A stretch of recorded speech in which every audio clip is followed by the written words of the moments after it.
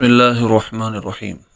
ज़ाकिर नाइक पाकिस्तान के दौरे पर पिछले माह आए। मुतअद्दिद जगह उनके बयानात हुए, कई किस्म के सवालात हुए और शायद पाकिस्तान वो वाहिद मुल्क था जिसमें उनको सवालात के जवाबात देने में इंतहाई मुश्किल हुई। तरह तरह के सवालात किए गए, लेकिन जवाब में कई जगह गहमा गहमी, कशमकश और तुम और तेज़ एक दूसरे के साथ तकरार।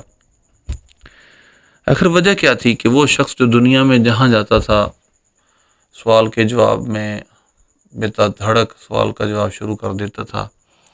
यह देखने में आया कई सवालात के जवाबात में इंतहाई दुश्वारी, सवाल समझने में इंतहाई मुश्किल और जवाबात भी बस औक़ात ऐसे दिए कि जो सवाल के मुताबिक ही नहीं थे।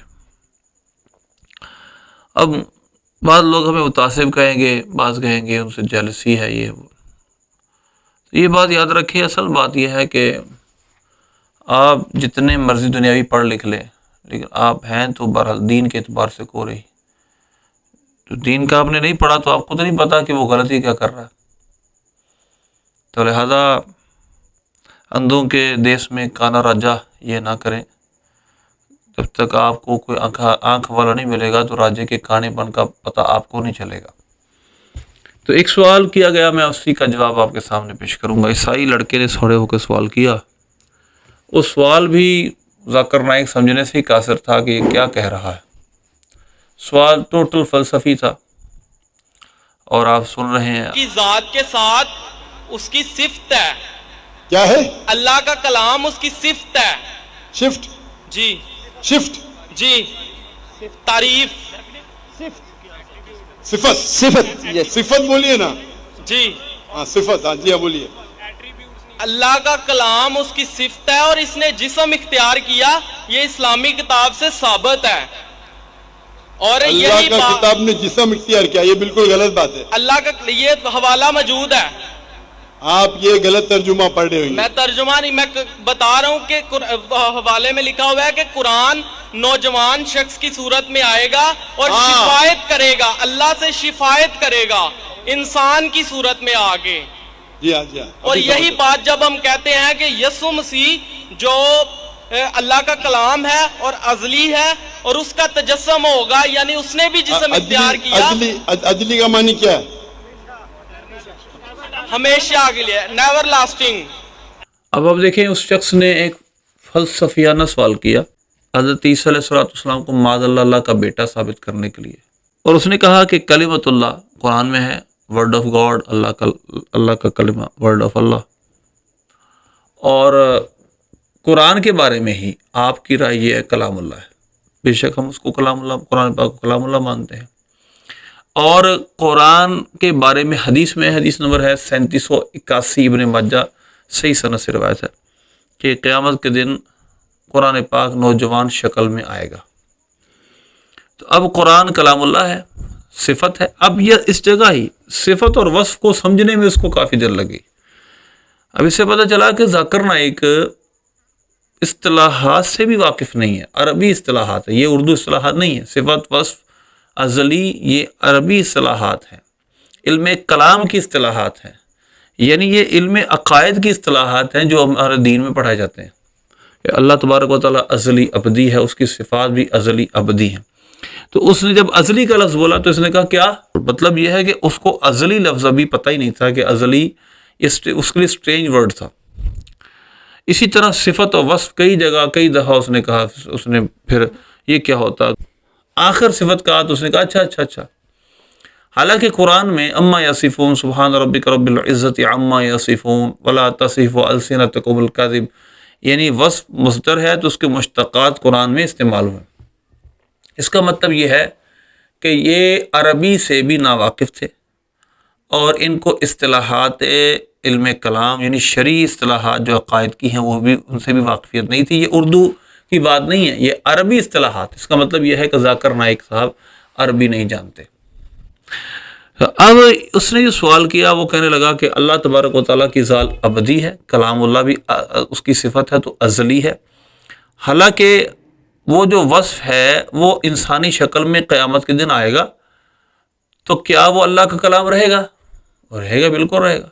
تو پھر اللہ کی وصف، اللہ کا کلام وہ غیر فانی بھی ہے لیکن انسانی شکل میں بھی آ گیا، تو اس کا استدلال یہ تھا کہ عیسیٰ علیہ السلام بھی کلمۃ اللہ انسانی شکل میں آ گئے، تو معاذ اللہ پھر بھی وہ خدا ہی ہیں۔ اب یہ اس کا سوال تھا جو کہ اس کے جواب میں آئیں شائیں بائیں اور ادھر ادھر کے کلمۃ اللہ کا مطلب یہ ہے، تو حالانکہ یہ ایک پراپر جواب نہیں تھا۔ پراپر جواب اس کا یہ ہے کہ قرآن پاک بے شک کلام اللہ ہے، تورات انجیل سب کلام اللہ ہے، لیکن کلام اللہ کی دو جہتیں، دو اسپیکٹس ہیں، یعنی دو طرح سے آپ کو سمجھنا پڑے گا قرآن کی حیثیت کو۔ نمبر ایک، کلام نفسی، کلام مانوی جو اللہ کا کلام ہے۔ اللہ نے وہ کلام حضرت جبریل علیہ السلام پر القاء فرمایا، ڈالا، اور ان کے دل پر ڈال دیا۔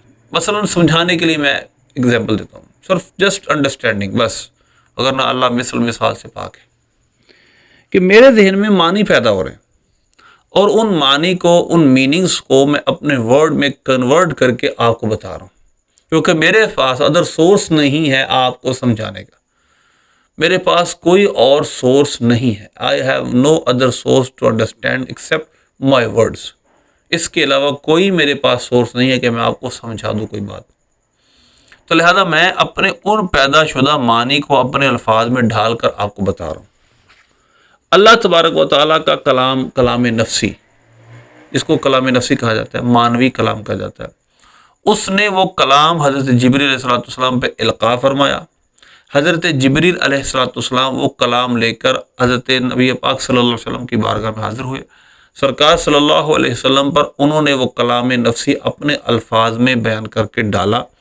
تو یہ کلام بخش جو ہمارے پاس قرآن پاک کے نقوش ہیں، الفاظ ہیں، یہ سارے کے سارے الفاظ اس کلام نفسی اور کلام مانوی پر دال ہے۔ یعنی یہ سارے کے سارے جو نقوش ہیں جو قرآن کے اندر لکھے ہوئے ہیں، یہ سب کے سب نقوش اس کلام نفسی اور کلام مانوی پر دلالت کرنے والے الفاظ ہیں۔ مطلب یہ ہے کہ یہ الفاظ کلام پر دلیل ہے، اس الفاظ اس کلام پر دلیل ہے، اور یہ نقوش یہ فانی ہے، وہ کلام فانی نہیں ہے۔ یعنی جو نقشے ہیں، یہ جو لفظ ہیں، الف ہم ڈنڈا لکھ رہے ہیں، بے کے نیچے زیر لکھ رہے ہیں، اس کو کھینچ کے لکھ رہے ہیں، یہ جو الفاظ ہیں یہ فانی، یہ ہیں حادث، اور یہ قرآن کی یہ شکل اختیار کریں گے قیامت کے نوجوان کی۔ اور یہ جو نقوش ہیں یہ کلام نفسی پر دلالت کر رہے ہیں جو اللہ کا کلام تھا، اور وہ غیر فانی ہے، وہ فانی نہیں ہے، وہ امورٹل ہے، وہ مورٹل نہیں ہے، وہ انفینٹ ہے۔ تو لہذا یہ دو جہتیں ہیں کلام الہی کی، کلام نفسی، کلام مانوی، اور اس کلام مانوی پر دلالت کرنے والے یہ نقوش، اور احادیث میں ہے کہ یہ اٹھا لیے جائیں گے، یعنی یہ قرآن پاک کے نقوش قیامت کے قرب میں اٹھا لیے جائیں گے۔ یہ نقوش اس کلام نفسی پر دلیل ہیں اور یہ حادث ہیں، تو لہذا قرآن پاک کے یہ جو الفاظ ہیں یہ ایک دن اٹھا لیے جائیں گے، یہی انسانی شکل اختیار کریں گے۔ وہ جو اللہ کا کلام ہے وہ کلام نفسی ہے، وہ کلام مانوی، وہ مخلوق نہیں ہے، وہ اللہ کا کلام ہے، وہ فانی نہیں ہے، وہ حادث نہیں ہے، وہ ازلی ابدی ہے، وہ اللہ کی صفت ہے۔ لہذا حضرت عیسیٰ علیہ السلام کلمت اللہ ہیں، اگر وہ انسانی شکل میں آ گئے تو پھر کیا ہے؟ پہلی بات تو یہ ہے کلمت اللہ کا مفہوم وہ نہیں ہے جو اس عیسائی نے سمجھا ہے، وہ اللہ کا کلام ہے۔ اس کا مطلب یہ نہیں جس طرح قرآن ہے، مطلب یہ ہے کہ ایک تشریح اس کی یہ ہے کہ وہ اللہ کے ارادہ کن سے بنے، کیونکہ وہ بغیر باپ کے پیدا کیے گئے ہیں، اور ان کا جو سورس آف کریشن ہے وہ نارمل نہیں ہے، تو لہذا اللہ نے ان کو اپنی قدرت خاصہ سے پیدا کیا ہے، ان کے کلمے سے پیدا کیا، اس وجہ سے وہ کلمت اللہ ہے۔ ایسا نہیں کہ وہ اللہ کا کلمہ ہے، بلکہ اللہ کا کلمہ ان کے بننے کا سبب ہے، ایک بات۔ اور دوسری بات، اللہ نے اعزازاً ان کو کلمت اللہ کہا، جس طرح اللہ نے روح اللہ کہا، جس طرح حضرت جبریل علیہ السلام کو اپنی روح فرمایا، جس طرح انسان کی روح کو روح ہی فرمایا، جس طرح انسان کی روح کے متعلق ونفخ فیہ من روحہ۔ تو یہ اضافت تشریفیہ ہے، آنر دینے کے لیے بعض اوقات کسی غیر کو، کسی چیز کو، کسی عمدہ چیز کی طرف، عمدہ ہستی کی طرف منسوب کیا جاتا ہے تاکہ پتہ چل جائے کہ یہ چیز کو یا یہ ہستی کوئی عام ہستی نہیں ہے۔ لہذا حضرت عیسیٰ علیہ السلام کو اللہ نے اعزاز بخشنے کے لیے روح اللہ کہا، اعزاز بخشنے کے لیے کلمۃ اللہ کہا، لہذا یہ قرآن میں اور مثالیں موجود ہیں۔ تو عیسیٰ علیہ السلام کلمۃ اللہ ہے، اس کا مطلب ہرگز ایسا نہیں جس طرح قرآن پاک ہے، بلکہ وہ کلمۃ اللہ ہیں، یعنی اعزاز اللہ نے ان کو عطا فرمایا ہے، وہ اللہ کے ارادہ کن سے، کلمہ کن سے بنے۔